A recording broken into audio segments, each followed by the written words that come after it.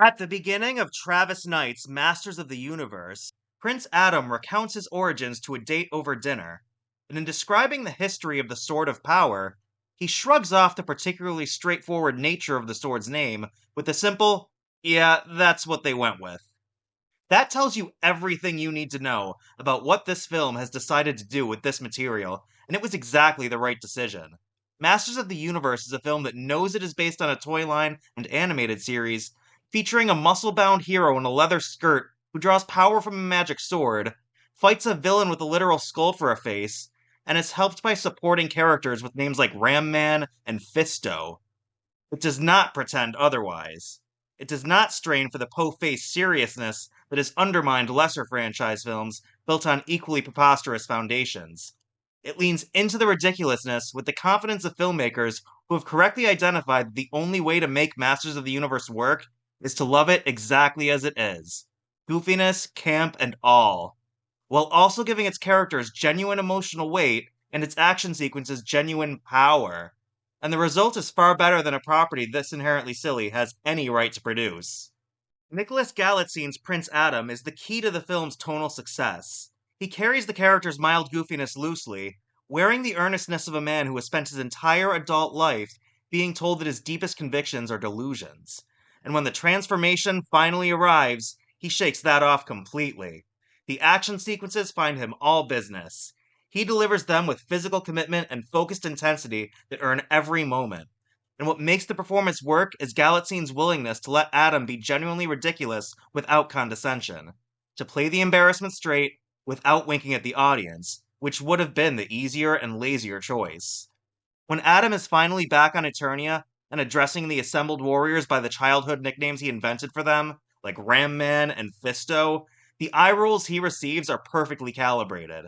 A joke that even the most earnest fans of the original cartoon can appreciate, because it's not laughing at them, it's laughing alongside them.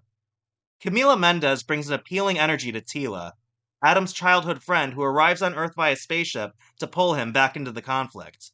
Her chemistry with Galitzine is easy and genuine.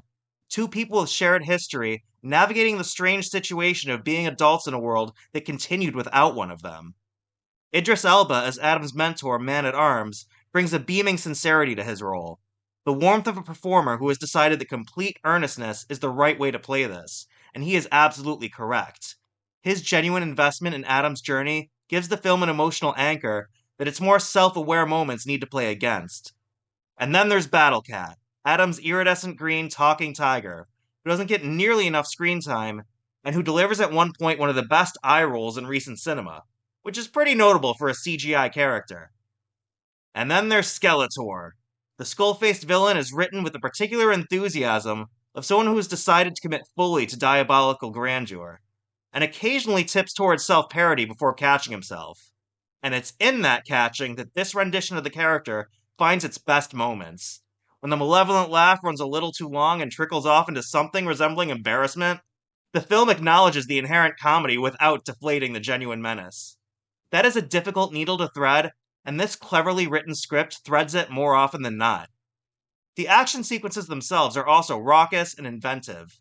Knight's background as an animator, giving him an instinct for the spatial clarity that large-scale fantasy action requires. You never lose your bearings, you never lose the stakes, and He-Man, when he is all business, is very good at his business. And all of it is set to an absolutely joyous score by Daniel Pemberton. What Travis Knight has done with Masters of the Universe is something that screenwriter David Odell's 1987 version never managed, making a film that works on its own terms as genuine science fantasy storytelling, rather than an exercise in so bad it's good camp. The 1987 film is a beloved cult classic, but precisely because it failed so entertainingly, while the 2026 film succeeds in ways the earlier version never even attempted, giving the property's mythology the coherence and emotional investment it always deserved. This is also a demonstration of how much the landscape of franchise filmmaking has changed. The age of the self-aware blockbuster, exemplified by the superhero films of DC and Marvel, has created space for a Masters of the Universe that can acknowledge its own ridiculousness while refusing to let that acknowledgement become an excuse for laziness. By the time He-Man raises the Sword of Power and declares his famous transformation, The film has done more than enough work to make the moment land with genuine feeling rather than ironic distance.